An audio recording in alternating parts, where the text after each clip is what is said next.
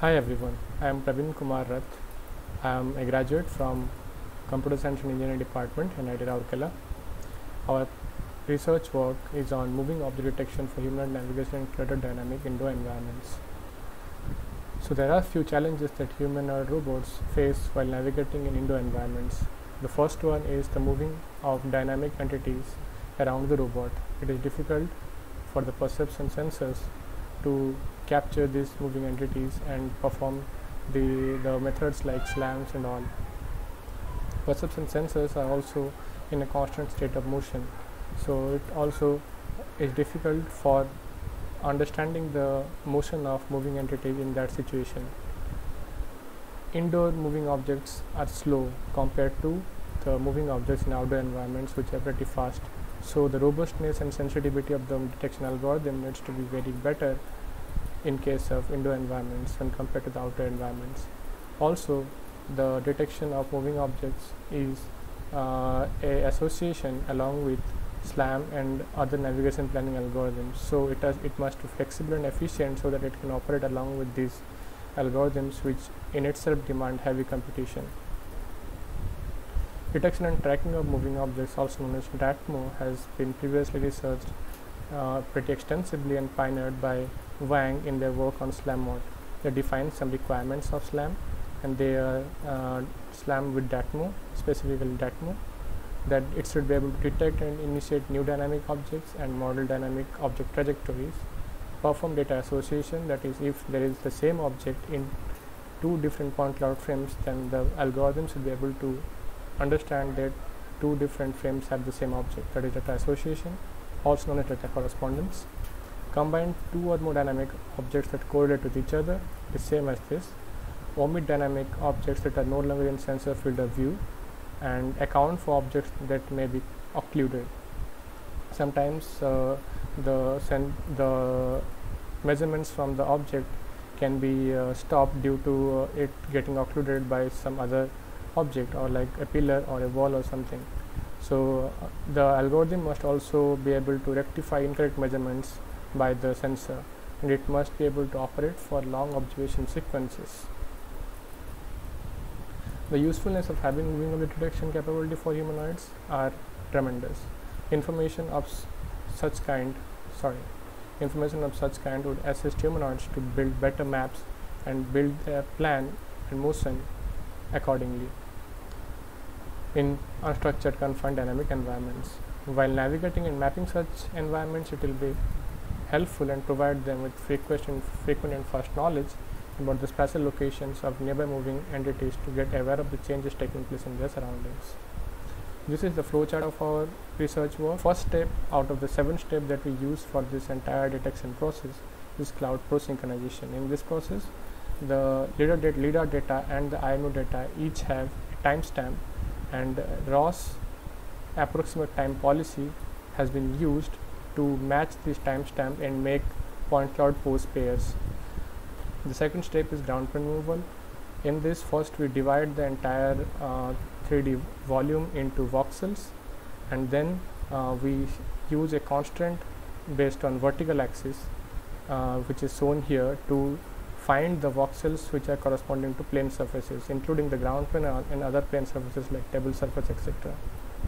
And then we use a binning method to segregate those voxels into specific voxels which are a part of the ground plane only. Here you can see that the segregation process generates a histogram in which this range -0.5 to -0.4 has the highest number of points, and this is the part of the ground plane. It is distinctive from other plane surfaces, like this corresponds to the tabletop and this corresponds to the ground plane, and the bin with maximum number of points can be considered as a ground plane, is removed safely from the raw point cloud. And then we have the Euclidean clustering step, and in this step, after removing the ground plane, which are connecting points between the clusters, we have individual clusters in the point cloud corresponding to each entity around the robot. Each point cluster is termed as PCT, where PC is point cluster captured at time t, and the number of 3D points within that point cluster is termed as NPCT. We use a cluster correspondence method that is used for association, using a global nearest approach for the centroids of the clusters. So we try to figure out using the KDT data structure and match the centroid distance, Euclidean distance, between two different point cloud frames which are consecutively captured.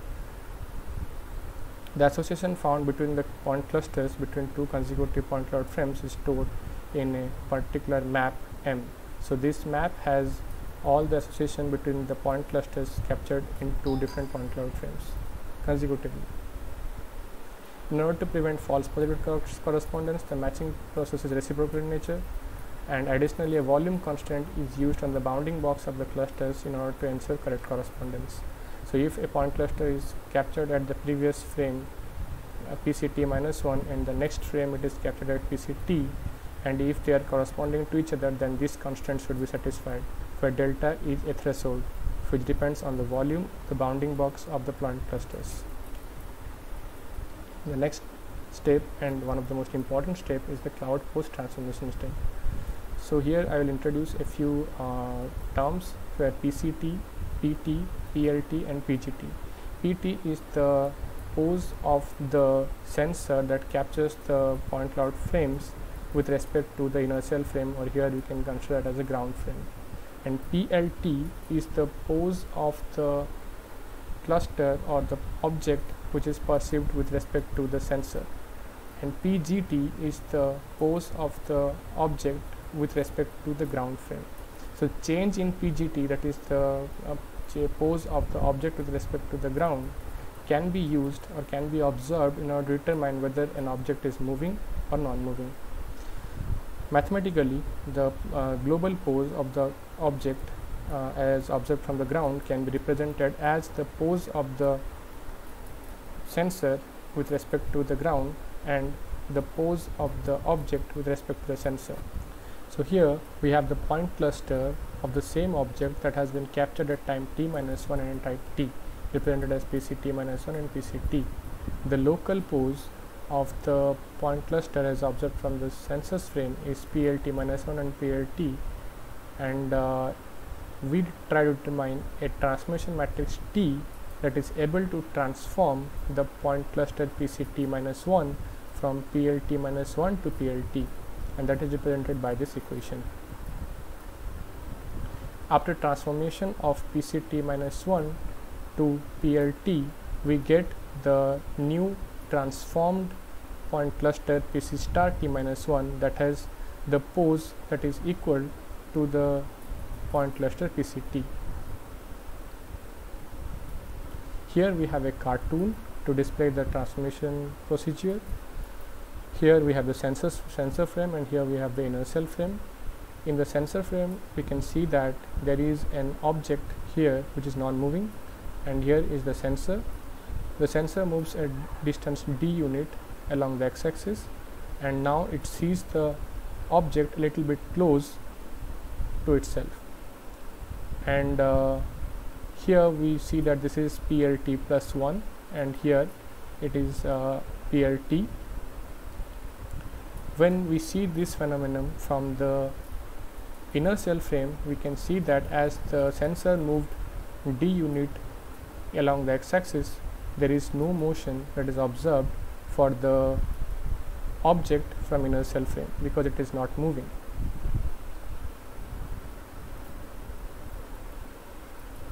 Assuming that the object is not moving, we can determine that the transformation matrix T can be solely represented in terms of the sensor pose matrices without considering the local pose PLT, and we get that transformation matrix as this.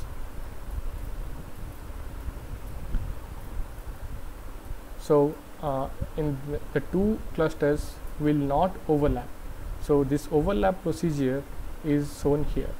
So when we use the transformation matrix T to transform the local pose of the static object in the sensor's frame, we have this. So this is specific T star, and this is the measured position of the point cluster at time t plus 1, and this is the approximated position of the point cluster at t plus 1. And here we see that as the object is not moving, it should overlap in the sensor's frame.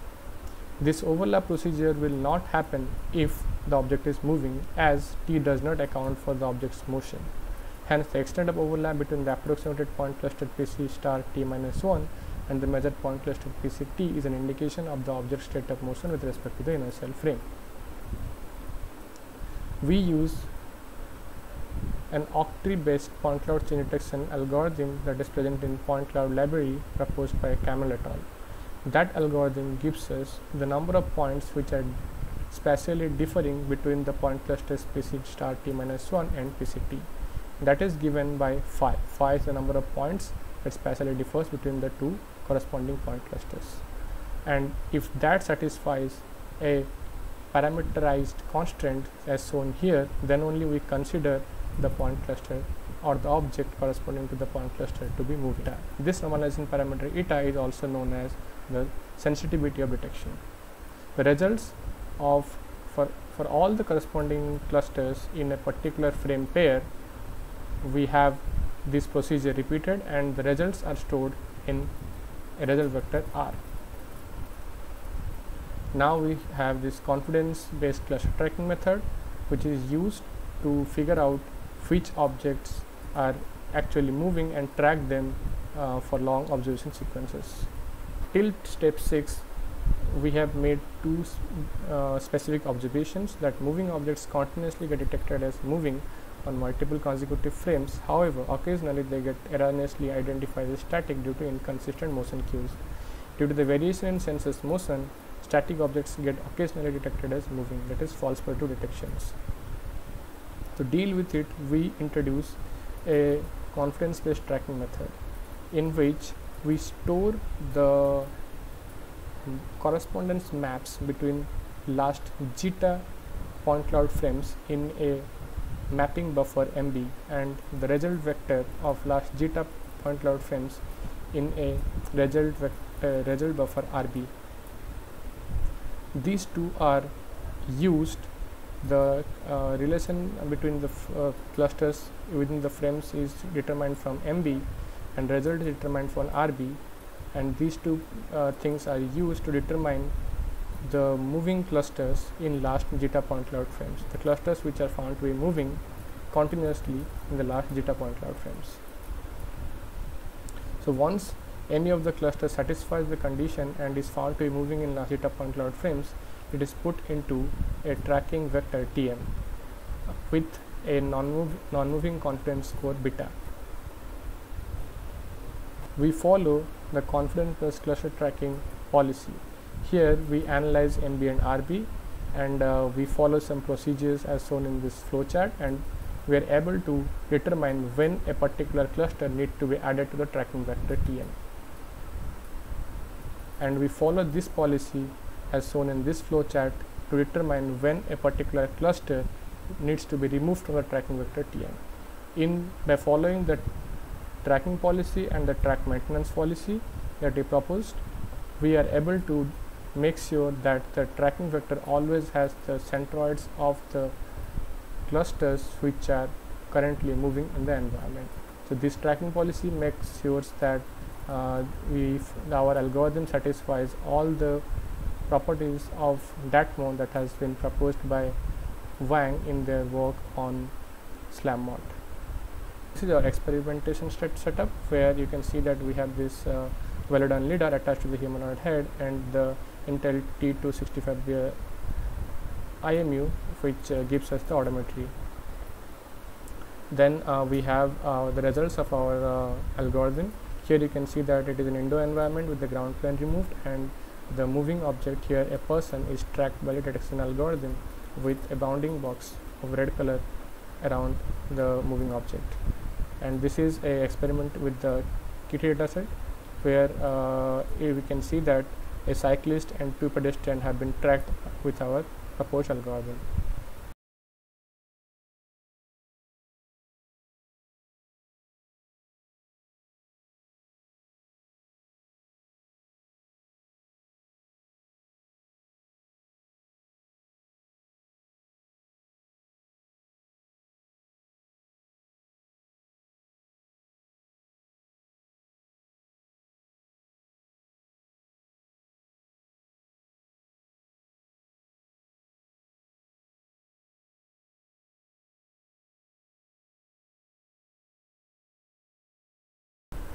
here we compare the maximum accuracy in moving object detection which we observe with and without the use of cluster tracking algorithm, and keeping the number of false positive detections under a satisfiable limit, we get the maximum accuracy to be 91.42% with our proposed moving object detection algorithm.